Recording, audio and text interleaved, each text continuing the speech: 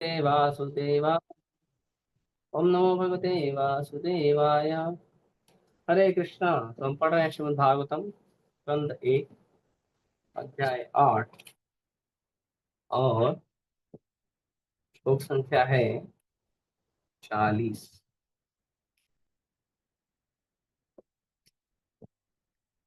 हरे कृष्णा हरे कृष्णा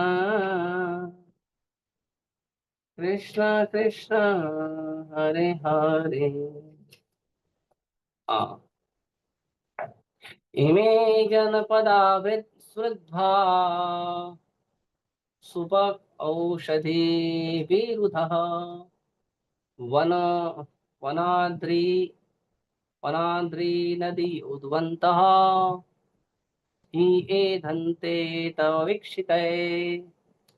इमे जनपदा श्रुत्वा सुपक्व औषधि विरुध वन वनाद्रि नदी उद्वन्तः हि एधन्ते तव वीक्षिते।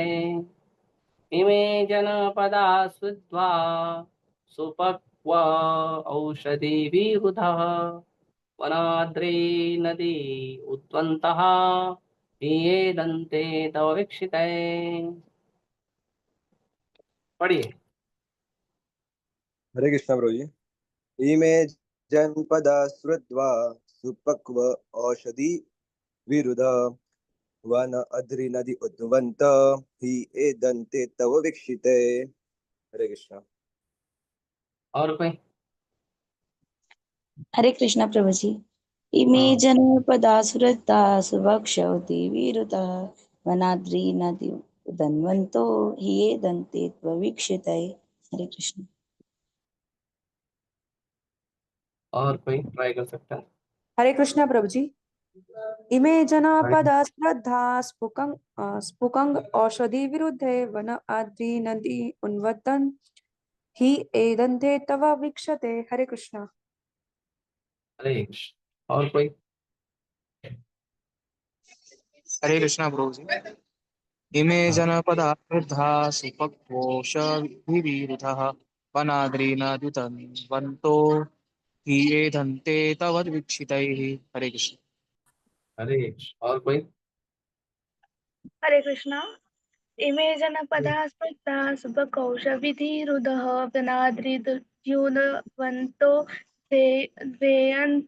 वेदन्ते तव वीक्षिते। हरि बोल। Thank you. और कोई? ओके। शब्दार्थ अनुवाद व तात्पर्य। कृष्ण कृपा मूर्ति अभय चरणावंद भक्ति वेदांत स्वामी श्री प्रभुपाद की जय। इमे ये सब जनपदाः नगर तथा शहर श्रद्धा समृद्ध समृद्ध सुपक्व पूर्ण रूप से पक्व औषधि जड़ी बूटी विरुद्ध वनस्पतियां वन जंगल अद्री पहाड़ियां नदी नदियां उद्वंत उद्वंत्वः समुद्र ही निश्चय ही ए धनते वृद्धि करते हुए तव आपके वीक्षित देखने से ये सभी नगर तथा ग्राम सब प्रकार से समृद्ध हो रहे हैं, क्योंकि जड़ी बूटियों तथा अन्नों की प्रचुरता है। वृक्ष फलों से लदे हैं, नदियां बह रही हैं, पर्वत खनिजों से तथा समुद्र संपदा से भरे पड़े हैं, और यह सब उन पर आपकी कृपा दृष्टि पड़ने से ही हुआ है। तात्पर्य। मानव संपन्नता प्राकृतिक उपहारों से बढ़ती है, न कि विशाल औद्योगिक उद्यमों से। ये विशाल औद्योगिक संस्थान ईश्वर विहीन सभ्यता के प्रतिफल हैं, और वे मानव जीवन के कल्याणकारी उद्देश्यों का विनाश करने वाले हैं।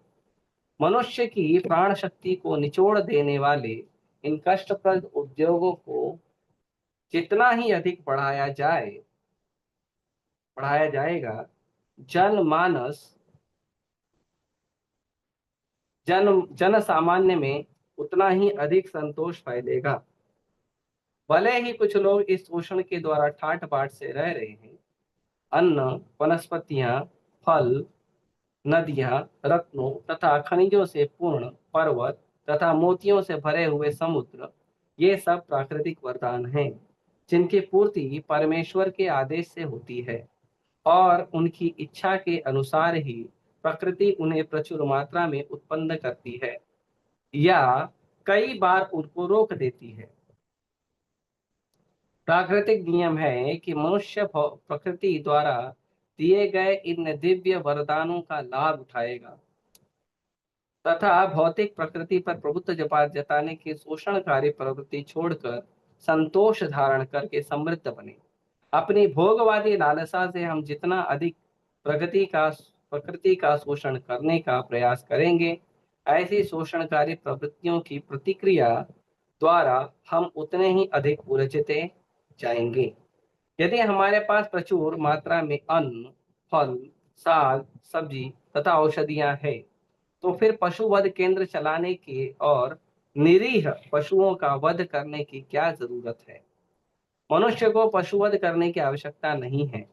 यदि उसके पास खाने हेतु प्रचुर अन्न तथा साग सब्जी उपलब्ध है, नदियों का बहता जल खेतों को उपजाऊ बनाता है और हमारी आवश्यकता से अधिक जल उपलब्ध है, पर्वतों से खनिज तथा समुद्रों से रत्न प्राप्त होते हैं।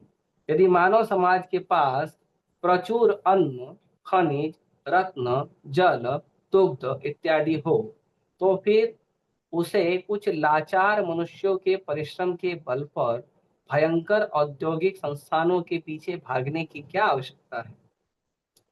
लेकिन ये सभी प्राकृतिक उपहार भगवत कृपा पर निर्भर है।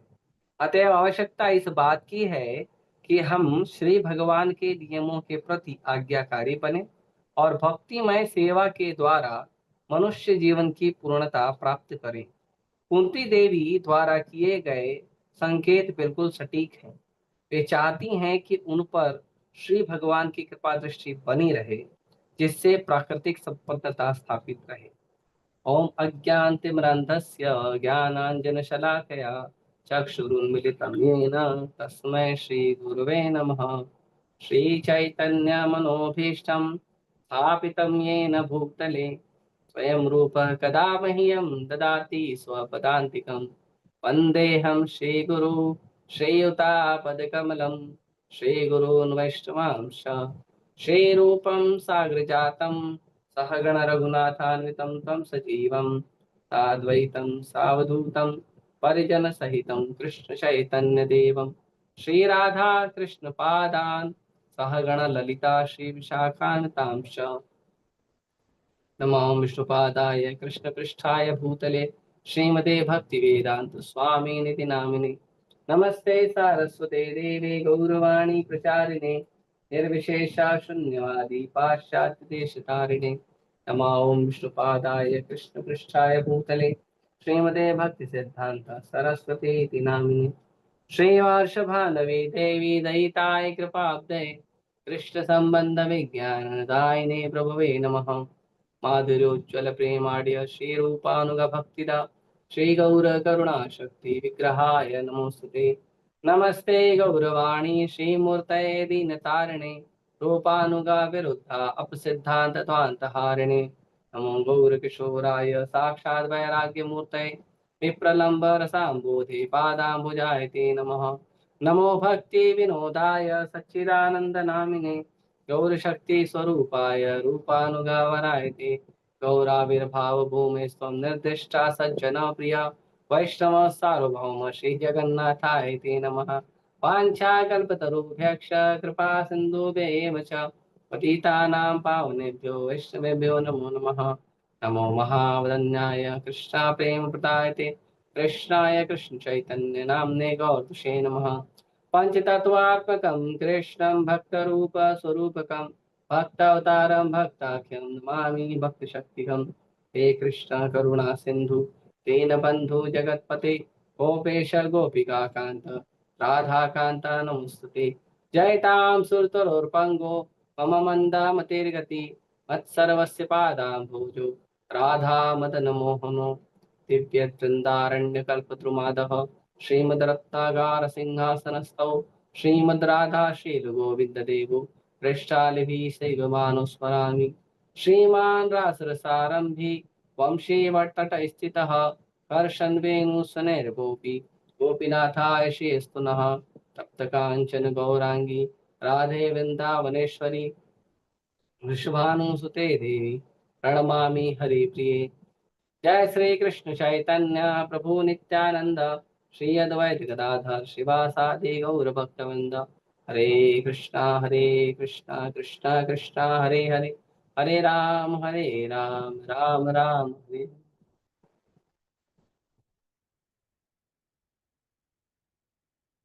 हरे कृष्णा। तो बहुत समय के बाद मेरा इंटरेक्शन हो रहा है, क्योंकि इस सप्ताह की शुरुआत से ही कई सारे दक्ष और प्रवीण भक्तों का हमने वाणी से कथा श्रवण किया, और कुछ सेवाएं भी हैं। जन्माष्टमी आ रही है तो मंदिर में सेवाएं हैं कई ज़्यादा, तो भक्तों के सहयोग से मैं थोड़ा दोनों चीज मैनेज कर पा रहा हूँ। हाँ, तो अब कुंती महारानी यहाँ पे भगवान को निवेदन कर रही है। भगवान के अब एक एक बात को कुंती महारानी जो है वो बताने का प्रयास कर रही है। कुंती महारानी पिछले श्लोक में कहती है कि प्रभु आपके चरण चिन्ह बहुत महत्वपूर्ण है। क्यों? क्योंकि जो आपके जो चरण चिन्ह है, ये चरण चिन्ह के वजह से ही हमारा जो राज्य है वो सुंदर लग रहा है। अगर आप यहाँ से चले जाएंगे तो मेरा राज्य ऐसे सुंदर नहीं लगेगा। और वही देखो, भगवान जब गए वहां से तो फिर वापस सब परेशानी वापस शुरू हो जाती है।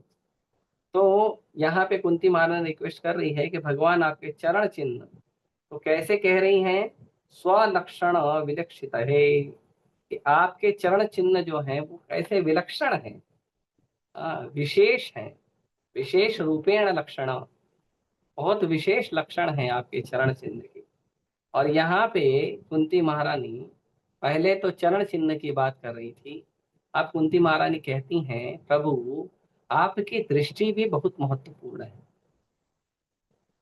जैसे कई बार हम जाते हैं मंदिर में भगवान का दर्शन करने, अच्छी बात है, लेकिन हमें जैसे कभी कभी ये होता है कि ठीक है भगवान का दर्शन आज नहीं करना, तो ठीक है आप मत करिए, लेकिन कम से कम इसलिए तो जाइए कि भगवान आपको देखे। हम ये भूल जाते हैं। जैसे एक साधारण सी बात मैं कहता हूँ कि जब दो लोग मिलते हैं, कोई भी दो व्यक्ति, कोई दो मित्र मिल रहे हैं, कि पिता पुत्र मिल रहे हैं, क्या कोई भी दो व्यक्ति जब मिलते हैं, तो जब कोई दो व्यक्ति आमने सामने आते हैं तो क्या एक ही व्यक्ति दूसरे को देखता है? दूसरा व्यक्ति इसको नहीं देखता है, देखता है ना। तो जब हम भगवान के सामने जाते हैं तो ये हमारा भ्रम होता है कि हम भगवान को देख रहे हैं, या हमारा विचार होता है कि हम भगवान को देख रहे हैं। अभी कुछ दिन पहले भागवत कथा में, हमारे सवेरे के जुहू के भागवत कथा में एक भक्त बता रहे थे कि एक बार एक व्यक्ति जो है वो आया भगवान का दर्शन करने। देवकीनंद प्रभु बता रहे थे, तो भगवान का दर्शन करने आया, कोई बड़ा व्यापारी होगा, तो आया, जल्दी जल्दी भगवान का दर्शन किया, प्रणाम वणाम किया और तुरंत जल्दी से भागा। तो जब भागा तो रास्ते में, मंदिर के अंदर ही रास्ते में वो एक व्यक्ति से टकरा गया। तो जब टकरा गया तो बोलता अरे अंधा है क्या, दिखता नहीं तेरे को? तो जो दूसरा व्यक्ति जिससे वो टकराया था उसने हाथ जोड़ के बोला प्रभु मैं सचमुच अंधा ही हूँ, मेरी आंख से दिखता नहीं। तो ये जो व्यक्ति है बिजनेसमैन, ये व्यक्ति अचंभित हो गया, अंधा है तो मंदिर में क्या करने आया है? मंदिर में भगवान के दर्शन के लिए तो आंख चाहिए ना। तो अंधा व्यक्ति बोला देखिए ऐसा है कि मेरे पास आंख नहीं है कि मैं भगवान को देख सकूं, लेकिन भगवान तो मुझे देख सकते हैं, इसीलिए मैं मंदिर आया हूं।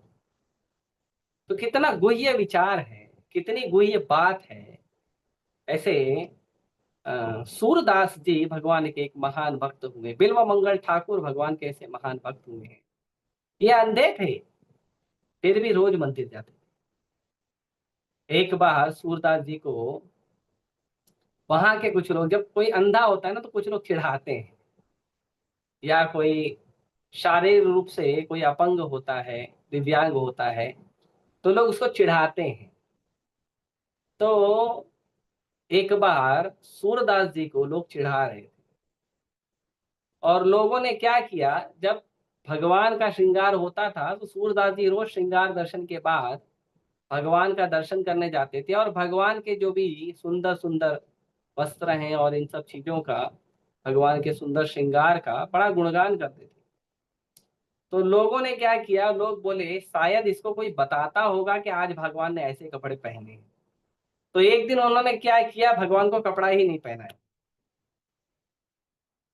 और सूरदास जी को बोले, सूरदास भगवान का गुणगान करो। तो सूरदास भगवान का गुणगान करते हुए बोलते हैं, आज प्रभु देखा नंग धड़ंग, आज प्रभु देखा नंग धड़ंग, आज मैं भगवान को बिना कपड़े के देख रहा हूँ। दूसरी बात यह है कि यदि कोई व्यक्ति भगवान के भक्ति में उत्तम स्तर पर पहुंच रहा है तो वो भगवान को ये चर्म चक्षु से नहीं देखता है, वो भगवान को प्रेम चक्षु से देखता है, वो भगवान को हृदय से देखता है। तो जरूरी है कि भगवान का दर्शन करने जरूर जाए। हमारे पास यदि कोई योग्यता है या योग्यता नहीं है तो भी भगवान के पास जाना चाहिए, क्योंकि मैं भले अयोग्य हूं, मेरे प्रभु तो महायोग्य हैं। मेरे प्रभु में तो सारी योग्यता है। हाँ? किसी कारण से मैं अक्षम हूं, किसी कारण से मैं दुर्गुण हूं, किसी कारण से मैं पतित हूं, किसी कारण से मैं पापी हूं, किसी कारण से मैं अपवित्र हूं, हो सकता है। भगवान में तो ये कोई ऐसे कोई दुर्गुण नहीं है। भगवान तो सद्गुणों की खान है। भगवान तो सारे गुणों को, सृष्टि के सारे गुणों को समाहित किए हुए हैं। भगवान तो परम गुणवान है। भगवान तो पापी नहीं है, भगवान परम पुण्यकारी है।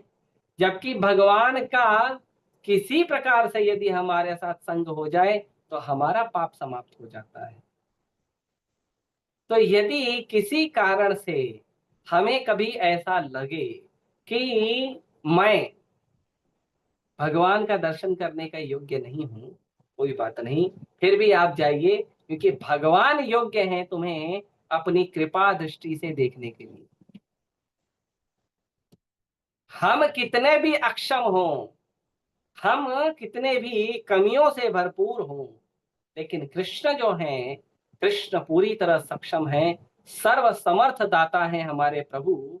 भगवान की कृपा दृष्टि होते ही हम भी सर्व समर्थ हो जाएंगे। भगवान से संपर्क होते ही हमारे अंदर सामर्थ्य प्रकट हो जाएगा। और इसी बात को कुंती महारानी जो है अब प्रकृति के माध्यम से समझा रही है। अब कुंती महारानी को अगर मान लो भगवान बोले कि देखो बुआ जी, आप मेरे ख्याल से आप कुछ ज्यादा मक्खन लगा रही हो।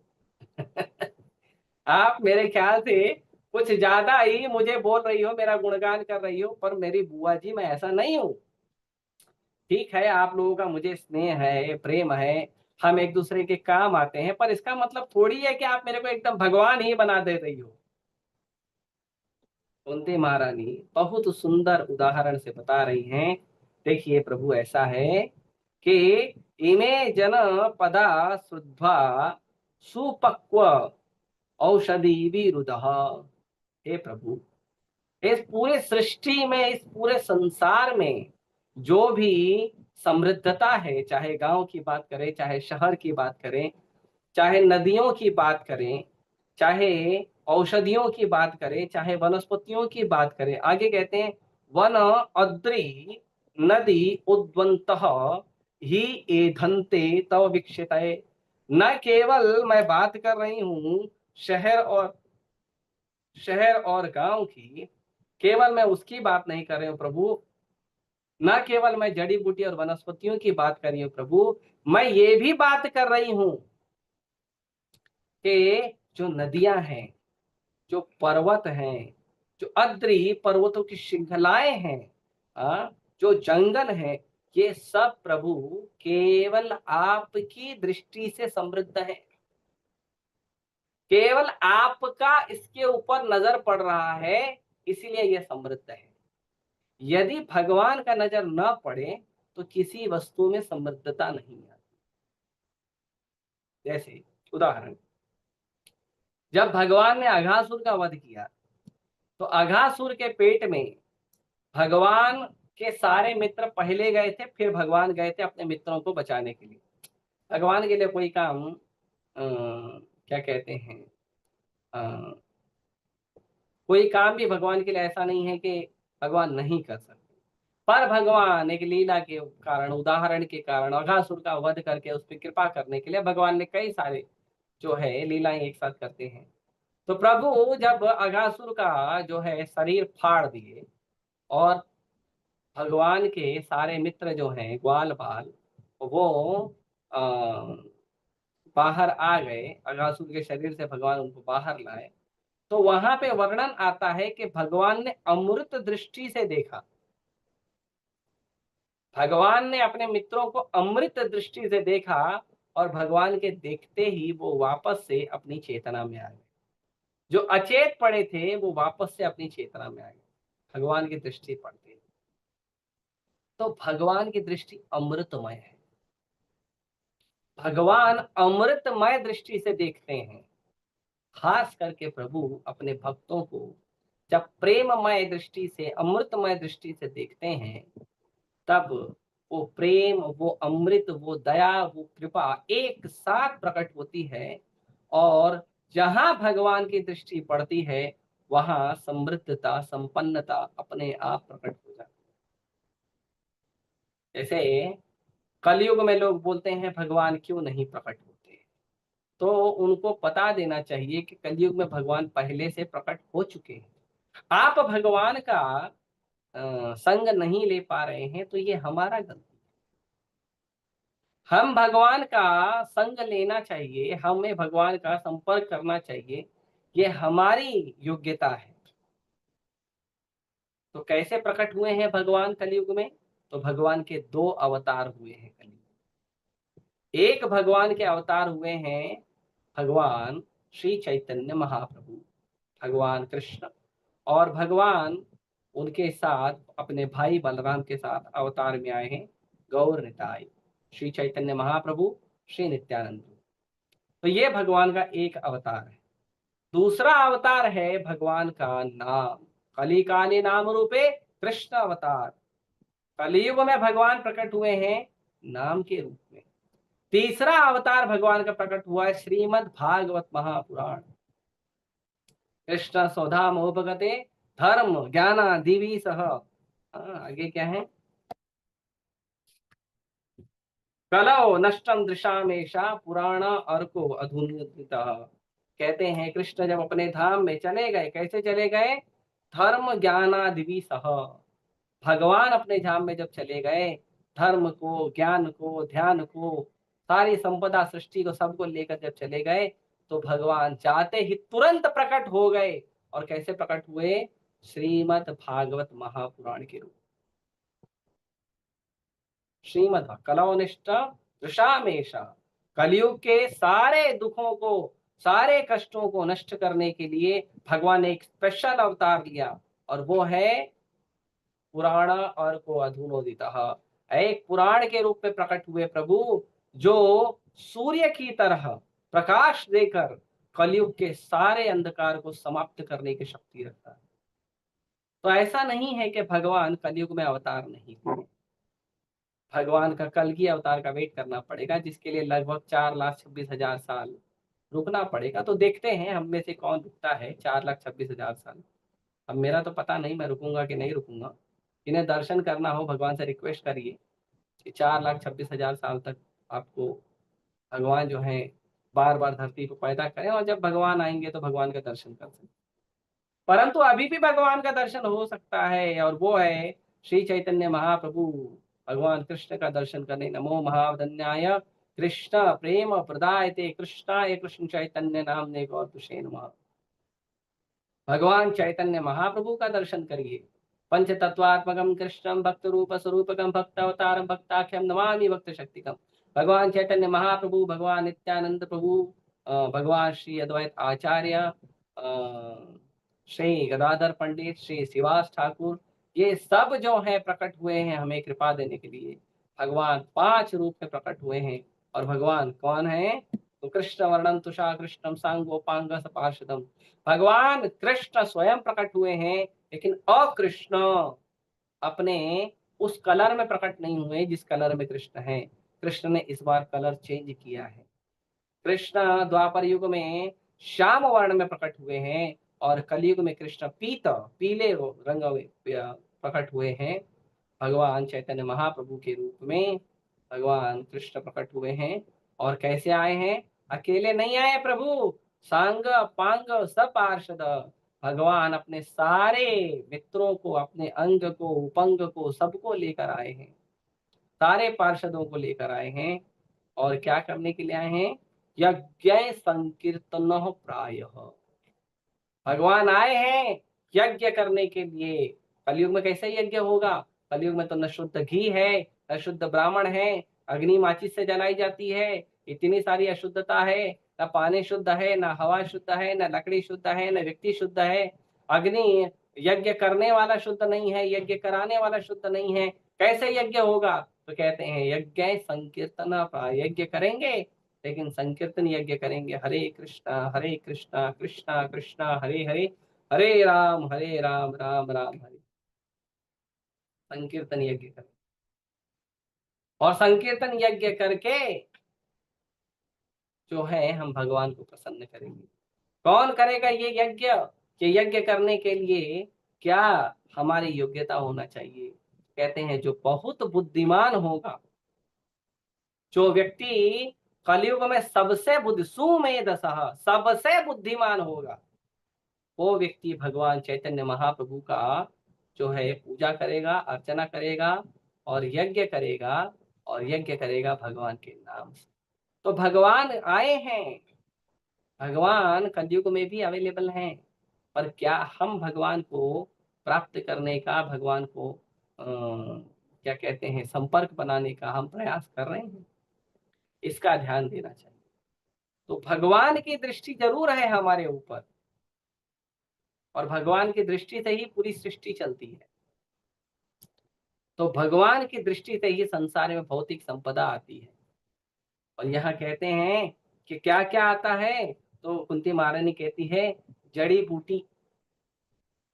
जड़ी बूटी जड़ से शुरू कर रही हैं, जड़ी बूटी प्राप्त होती हैं। उसके बाद अन्न प्राप्त होते हैं, अन्न प्रचुर मात्रा में अन्न मिलते हैं, फल मिलते हैं।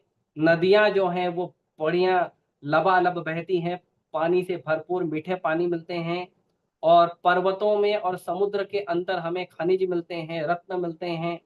ये सब प्रभु हो रहा है। ये सब कैसे हो रहा है प्रभु पता है? केवल आपकी दृष्टि मात्र। इसीलिए प्रभुपाद जी यहाँ पे शुरुआत ही करते हैं, और प्रभुपाद जी बहुत प्रेम से कह रहे हैं कि मानव संपन्नता प्राकृतिक उपहारों से बढ़ती है। ये संसार में जो मानव की संपन्नता है, जो मनुष्य की प्रगति है, जो हमारा एडवांसमेंट है, वो प्रकृति की कृपा से होता है, न कि विशाल औद्योगिक उद्यमों से, न कि बहुत बड़ा बड़ा इंडस्ट्री लगाने से। जब भारत में इंडस्ट्री नहीं था तो भारत में हर घर में सोना था, हर घर में भौतिक संपदा थी, हर घर में प्रचुर मात्रा में अन्न था, कोई बेरोजगार नहीं था, कोई ऐसा नहीं था जिसके पास कोई काम नहीं है, जिसके पास कोई बिजनेस नहीं है। कोई ऐसा नहीं था, कोई ऐसा नहीं था जो अकर्मठ होकर बैठा रहता था। एक लेख है जो लंदन में कहा गया था, और ये बात लंदन में कही गई थी 2 फरवरी 1835 में। और ये बात एक व्यक्ति ने कही थी जो व्यक्ति लगभग 20 साल पूरे भारत का भ्रमण किया था। तो वो व्यक्ति जो है वो कहता है कि मैंने भारत के कोने कोने में भ्रमण किया। रुकिए मैं देखता हूँ, मेरे पास होगा तो मैं, एक मिनट।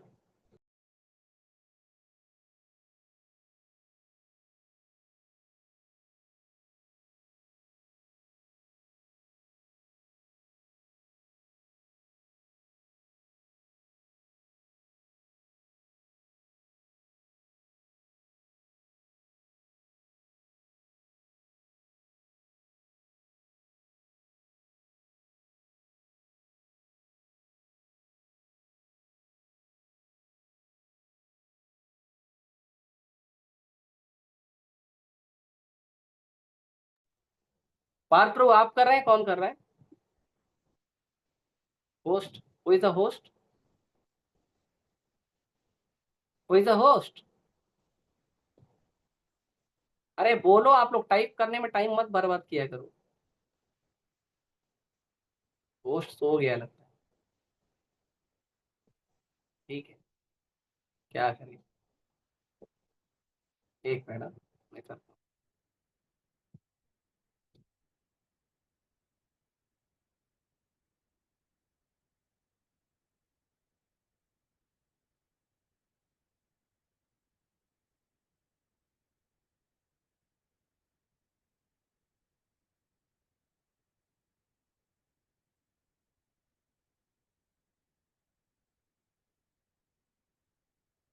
आप लोग क्यों टाइप कर रहे हो धीरज प्रभु? जब मैं बोल रहा हूँ विदाउट टाइप करे बोलो। आप लोग बोल नहीं सकते अनम्यूट करके?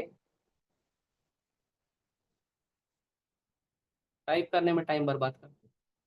तो देखिए, ये 2 फरवरी 1835 का जो क्या कहते हैं लेटर है लॉर्ड मैकुले का। और लॉर्ड मैकुले कहते हैं, ये अंग्रेजी में है, मैं ट्रांसलेट कर देता हूँ। कहते हैं, I have travel across the length and breadth of India and I have not seen one person who is beggar, who is a thief. Such a wealth I have seen in this country, such high moral values, people of such caliber. मैं भारत के कोने कोने में भ्रमण किया हूँ और मैंने ऐसा एक भी व्यक्ति नहीं देखा है जो भीख मांगता है या चोरी करता है। इतना धन है भारत में। ये 1835 में बोल रहा, मतलब मुगलों के लूटने के बाद इतना धन है भारत में। और लोगों के अंदर, लोगों की जो नैतिकता है उसमें इतनी संपन्नता है, लोगों के अंदर इतने उत्तम संस्कार हैं, that I do not think that we would ever conquer this country. इतने ऊंचे संस्कार है लोगों के कि हमको लगता ही नहीं है कि हम इस संसार में, इस भारत को कभी भी गुलाम बना सकते हैं, unless we break the very backbone of the nation. लेकिन अगर अब हमको भारत को गुलाम बनाना है तो हमको भारत की रीढ़ की हड्डी तोड़नी पड़ेगी। और भारत की रीढ़ की हड्डी क्या है? Which is her spiritual and cultural heritage, and therefore I propose that we replace her old and ancient education system, her culture. For if Indian thinks that all that is foreign and English is good and greater than their own, they will lose their self-esteem, their native culture, and they will become what we want, a truly dominated nation. तो कहते हैं कि अगर हमें भारत को गुलाम बनाना है तो भारत की जो रीढ़ की हड्डी है, क्या है रीढ़ की हड्डी? भारत की रीढ़ की हड्डी है भारत का आध्यात्मिक ज्ञान, भारत की आध्यात्मिक संस्कृति। अगर हम उसको बदल दें और ये भारत का जो समृद्ध ज्ञान है उसको बदल के अगर हम अंग्रेजों का कचरा जैसा ज्ञान अगर उसको लेकर आ जाएं तो क्या होगा? और ये लेके आ कि हमको क्या कराना पड़ेगा? हमको भारतीयों को ये समझाना पड़ेगा कि जितनी भी अंग्रेजी वस्तु है वो अंग्रेजी वस्तु भारत की समृद्ध जो संस्कार और सुव्यवस्था है उससे अच्छा है। अगर उनको ये बात स्वीकार हो जाएगी तो फिर हम लोग इस बात में क्या कहते हैं जीत जाएंगे कि हम भारत को एक गुलाम देश बना सकते हैं। तो ये जो है ये लेटर है लॉर्ड मैकुले का। मैं ग्रुप में चाहिए तो डाल देता हूँ हिंदी ट्रांसलेशन भी।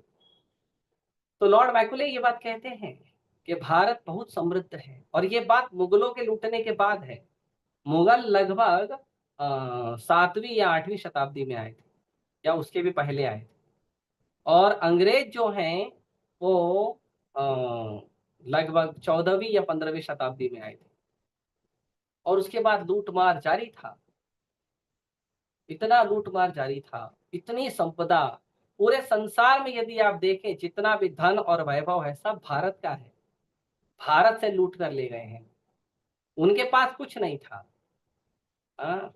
1800 शताब्दी की तो बात छोड़ दीजिए, 1900 शताब्दी के शुरुआत में भी कुछ नहीं था लोगों के पास, लूट लूट के थक गए थे लोग, लेकिन इतना धन था कि ले जा नहीं पा रहे थे। फिर उन्होंने कहा कि ठीक है, ले जा नहीं पा रहे तो एक काम करते हैं, भारत की जो ज्ञान है उसको ही चेंज कर देते हैं, और लोगों को यह समझा देते हैं कि तुम्हारे पास जो कुछ है सब कचरा है और हमारा सब कुछ अच्छा है, तुम्हारी गाय बेकार है, हमारा कुत्ता अच्छा है। इस तरह से हमें समझाया गया, और हमें समझाया गया औद्योगिक क्रांति अच्छी है, उद्योग में काम करना, मेहनत मजदूरी करना, खटना पागलों की तरह, ये अच्छा है। भगवान के सामने नाचना, भगवान के सामने गाना, भगवान का भजन गाना, भगवान का नाम जप करना, भगवान को भोग लगाना, भगवान के लिए सेवा करना, मंदिर के लिए सेवा करना, अपने शरीर में संस्कारों को उत्पन्न करना, ये सब बेकार है। अभी कुछ दिन पहले, आई थिंक 2 या 3 दिन पहले, एक फिल्म रिलीज हुई और उस फिल्म का बहुत रिव्यू आ रहा है सोशल मीडिया पे और कई सारे अलग अलग जगह पे। तो हालांकि मैं तो फिल्म देखने नहीं गया था, तो कुछ वक्तों के स्टेटस से और कुछ सोशल मीडिया से मुझे इंफॉर्मेशन आई है। एक मूवी आई है जिसमें एक लड़का और लड़की का प्रेम दिखाया गया है, और उस लड़का लड़की के प्रेम से लोग इतने पगला गए हैं कि बता रहे हैं कि लोग थिएटर में रो रो कर थिएटर में अचेत हो जा रहे हैं। बताइए, इतने निकृष्ट हैं क्या हमारे विचार कि एक स्त्री पुरुष के संबंध के लिए पगला रहे हैं। हम नहीं कहते हैं स्त्री पुरुष का संबंध या स्त्री पुरुष का प्रेम खराब है, गलत है, लेकिन भगवान के प्रेम के सामने क्या है। आ रही है अभी नरसिम्हा की मूवी, शनिवार को 25 तारीख को रिलीज हो रही है। देखते हैं कितना प्रेम लोग देते हैं, पता चलेगा कि भगवान का प्रेम सर्वोत्तम है लोगों के लिए, या उनका निकृष्ट जो चर्म सुख वाला प्रेम है वो उत्तम है। ये देखना पड़ेगा कि क्यों हमें ऐसी जो चर्म सुख की या चर्म सुख के आनंद की जो चीजें हैं वो हमें इतनी अच्छी लग रही हैं, और जो अनंत आध्यात्मिक सुख शांति का जो आनंद है भगवान की प्रेममय भक्ति, उसमें हमें जरा भी रुचि नहीं है। क्योंकि हमने इंडस्ट्रियलाइजेशन किया है, हमने विदेशी ज्ञान को, विदेशी संस्कृति को स्वीकार किया है। इसीलिए कुत्ता बिल्ली का संस्कृति हमें अच्छा लगता है। प्रभुपाद जी जाके विदेश में बोले तुम्हारा कुत्ता बिल्ली का संस्कृति है,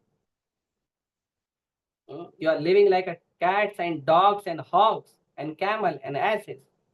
कुत्ता बिल्ली सुअर ऊंट और गधे की तरह जी रहे हो आप लोग।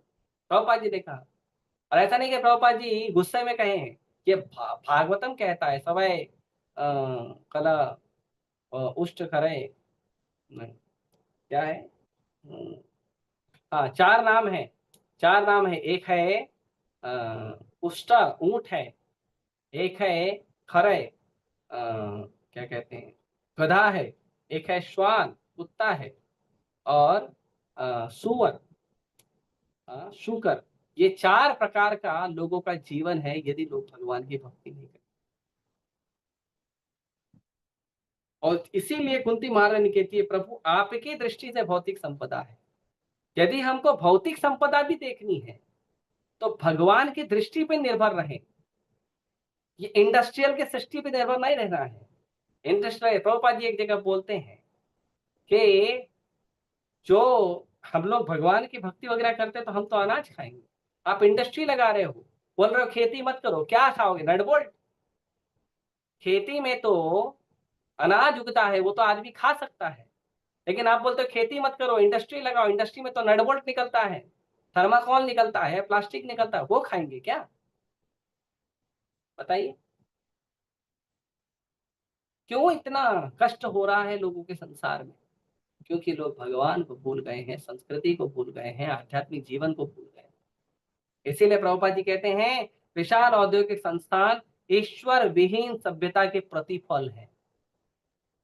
ये उद्योगों पे हमें क्यों भरोसा है? क्योंकि हमें भगवान की कृपा दृष्टि पे भरोसा नहीं।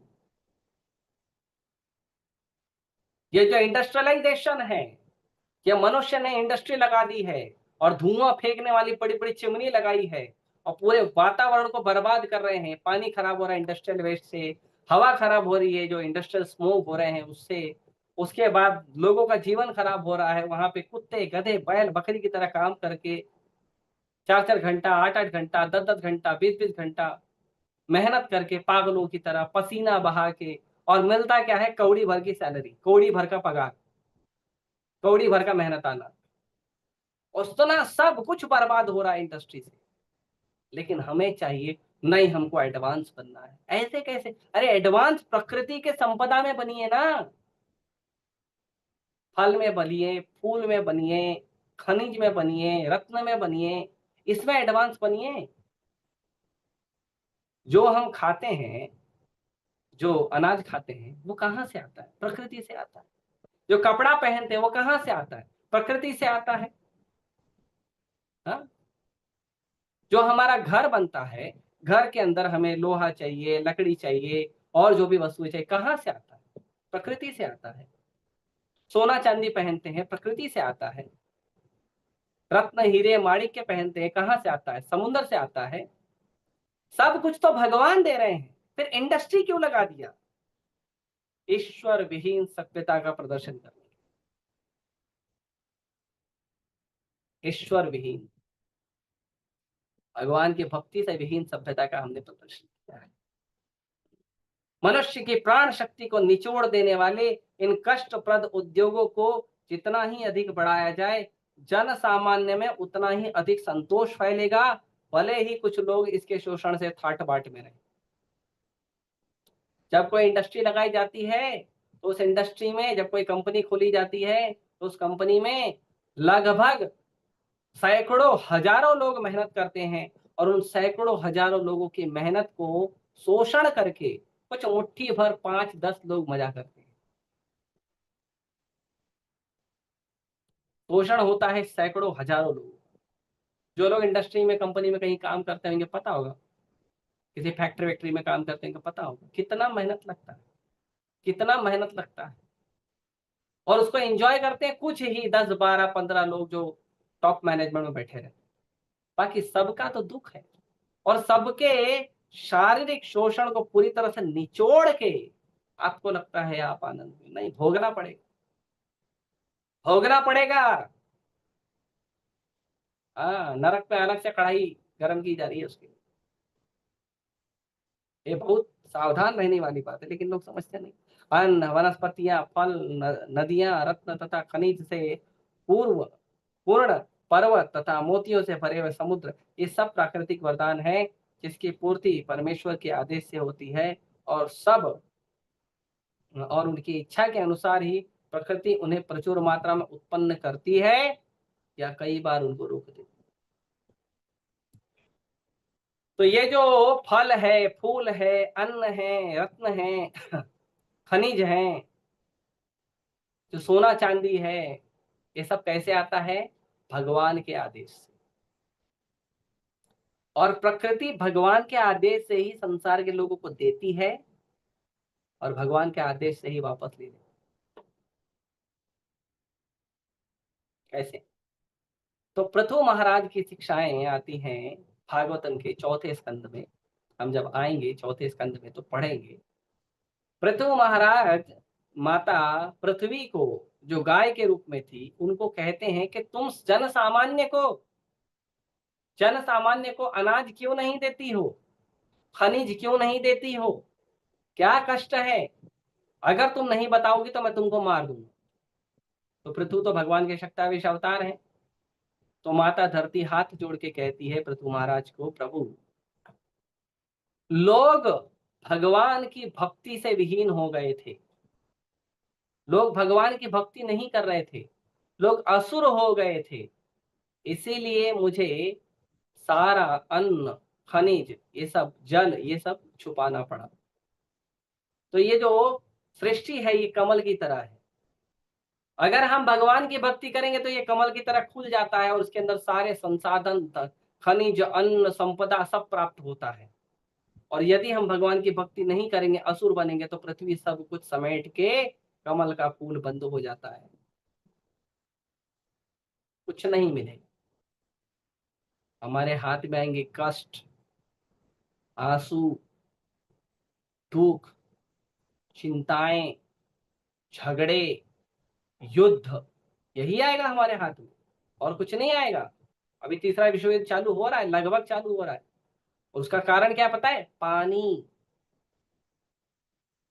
पानी से शुरू होगा तीसरा विश्व युद्ध। तो यदि लोग भगवान की भक्ति नहीं करेंगे तो माता प्रकृति जो भूदेवी है, आप कभी जाएंगे दक्षिण भारत में, तो दक्षिण भारत में भगवान का विग्रह रखा है, भगवान श्रीनिवास का विग्रह रखा है। भगवान श्रीनिवास के विग्रह के बाजू में एक श्री देवी है, एक भूदेवी है, दो दो माताएं खड़ी हैं। श्री देवी मतलब माता लक्ष्मी खड़ी हैं और भूदेवी मतलब माता धरती खड़ी है। भगवान की पत्नी है माता भूदेवी को प्रणाम करते हैं। विष्णु पत्नी नमस्तुभ्यं पाद स्पर्शम क्षमस्व में। जब हम सुबह सोकर उठते हैं तो धरती माता को चरण से स्पर्श हो जाएगा, इसके लिए पहले माफी मांगते हैं, फिर पैर रखते हैं कि मैया माफ कर दीजिए, मेरा पैर आपके ऊपर रखना पड़ रहा है मजबूरी में, क्योंकि हमको पैर रखकर ही चलना है आप। तो इसलिए कहते हैं विष्णु पत्नी नमस्तुभ्यम, हे विष्णु की पत्नी, हम आपको प्रणाम करते हैं, नमस्कार करते हैं। पाद स्पर्शम क्षमस्व में, आप हमें हमारे पैरों से हम आपको छू रहे हैं, इसीलिए कृपया करके हमें माफ कर दीजिए। ये भाव है भारत, ये भाव है सनातन संस्कृति का, ये भाव है हमारे हृदय में संस्कार की संपदा का।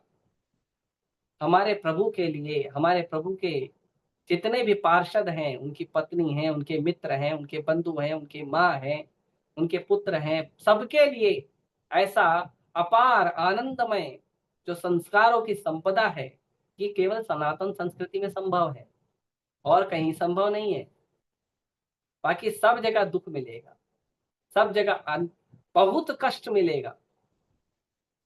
कहते हैं अपनी भोगवादी लालसा से हम जितना अधिक प्रकृति का शोषण करने का प्रयास करेंगे, ऐसी शोषणकारी प्रवृत्तियों की प्रतिक्रिया द्वारा हम उतने ही अधिक उलझते जाएंगे।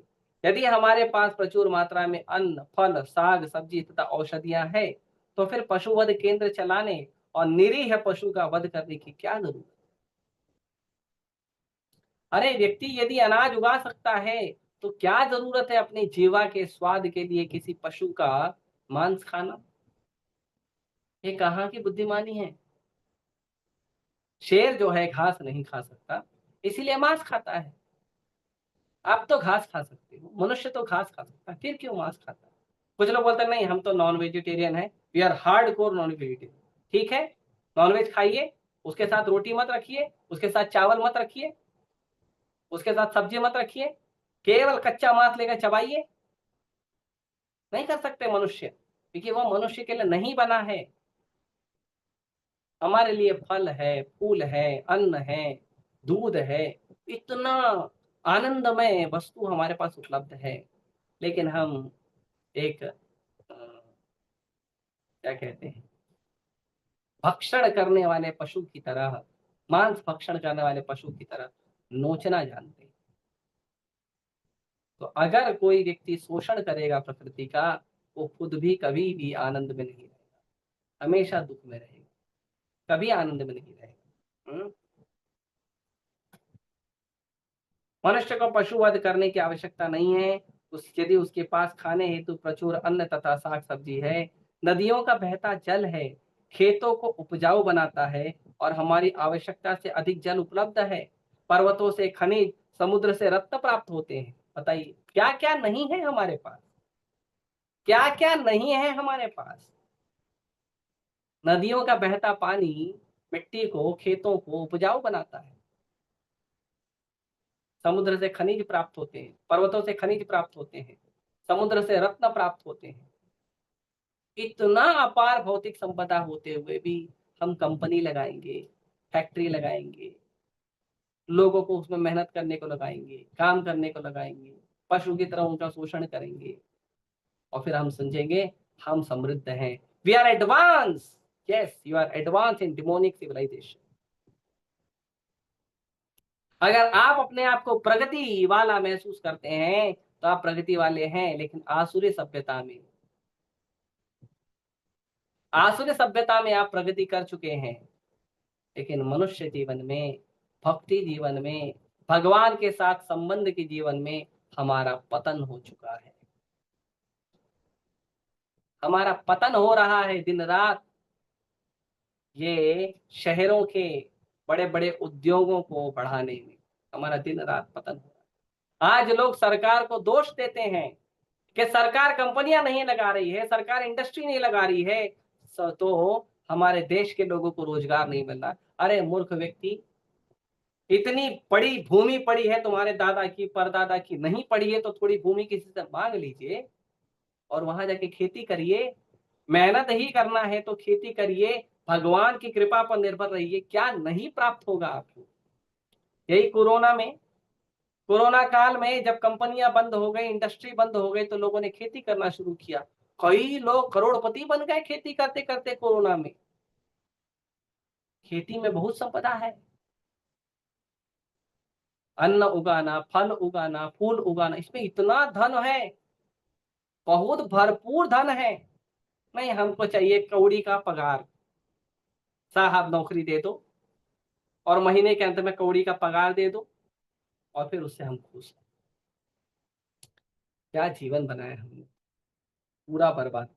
यदि मानव समाज के पास प्रचुर अन्न, खनिज, रत्न, जल, दुग्ध इत्यादि है, तो फिर उसे लाचार मनुष्यों के परिश्रम के बल पर भयंकर औद्योगिक संस्थानों के पीछे भागने की क्या जरूरत? जब हमारे पास अन्न है, जल है, दूध है, खनिज है, रत्न है, क्या जरूरत है कि जो गरीब लोग हैं उन गरीब लोगों की मेहनत को निचोड़ के, उनको शोषण करके इंडस्ट्री लगाने की, औद्योगिक संस्थानों को चलाने की। हाँ? लेकिन ये सभी प्राकृतिक उपहार भगवत कृपा पर निर्भर है। लेकिन ये जो जितना भी प्राकृतिक उपहार है, हम लोग जो मोती हैं, माणिक्य हैं, रत्न हैं, वो केवल इमिटेशन बना सकते हैं। जो ओरिजिनल ज्वेलरी होती है ना, जो ओरिजिनल रत्न होता है ना, वो भगवान बनाते हैं। हम क्या बनाते हैं? इमिटेशन ज्वेलरी, प्लास्टिक का पत्थर का, कांच के टुकड़े को पॉलिश करके imitation jewellery. Original jewellery created by Krishna, भगवान की कृपा से। ओरिजिनल अन्न भगवान बना कर देते। अब देखिए आजकल कुछ लोग जो हैं अपने ऑफिस में और ये सब जगह पे फूल रखते हैं, फूल, लेकिन प्लास्टिक का फूल रखते हैं। वो प्लास्टिक का फूल किसी कंपनी में बनता होगा, ओरिजिनल फूल बनता है भगवान की कृपा से। ओरिजिनल फूल, ओरिजिनल अन्न, दूध, पनीर, दही शुद्ध रूप से भगवान की कृपा से बनता। हमारे इंडस्ट्रियलाइजेशन से नहीं बनते।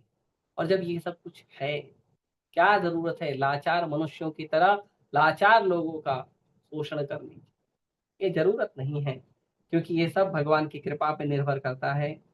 इसीलिए आवश्यकता इस बात की है कि हम श्री भगवान के नियमों के प्रति आज्ञाकारी बने और भक्तिमय सेवा के द्वारा मनुष्य जीवन की पूर्णता प्राप्त। इसीलिए जरूरत क्या है? प्रभुपाद जी कहते हैं कि हम भगवान के नियमों, जो भगवत गीता है, भागवतम है, चैतन्य चरितामृत है, अन्य पुराण और शास्त्र है, उसके प्रति आज्ञाकारी बने, भगवान के भक्तों की आज्ञा का पालन करें। और ये सब करके हम क्या करें? हम भक्तिमय सेवा करें और भक्तिमय सेवा के द्वारा अपने जीवन को पूर्ण करें।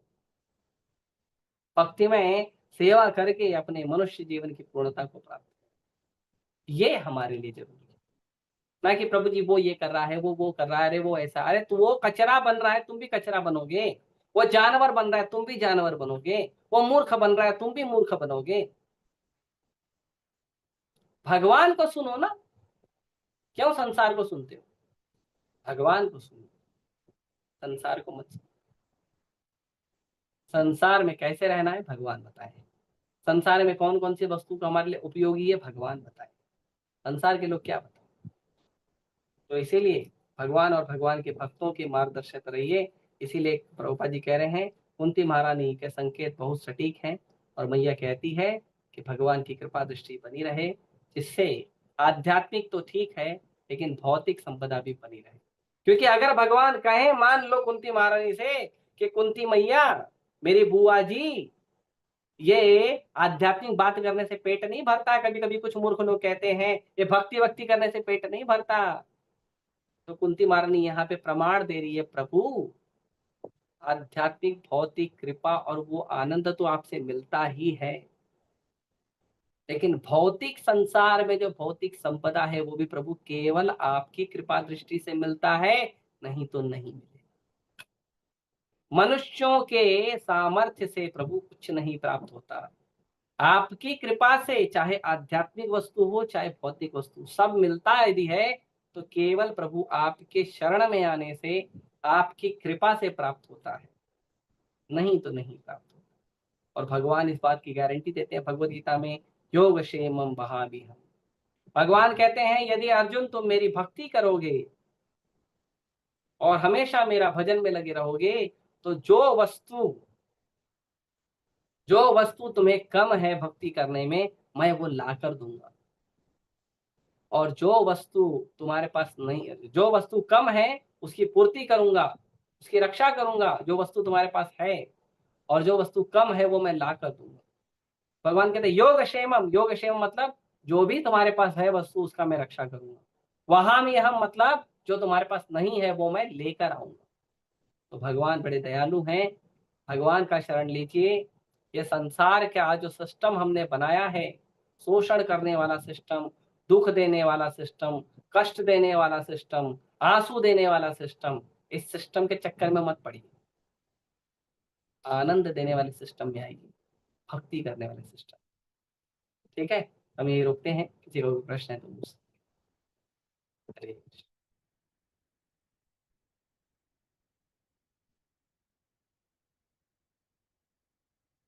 अनम्यूट करके बोल सकते हैं, टाइप करने की आवश्यकता नहीं। टाइप करेंगे उसमें समय ज्यादा जाएगा। हरे कृष्णा हरे कृष्णा कृष्णा कृष्णा हरे हरे, हरे रामा हरे रामा, राम राम हरे हरे। किसी का प्रश्न नहीं है? पक्का?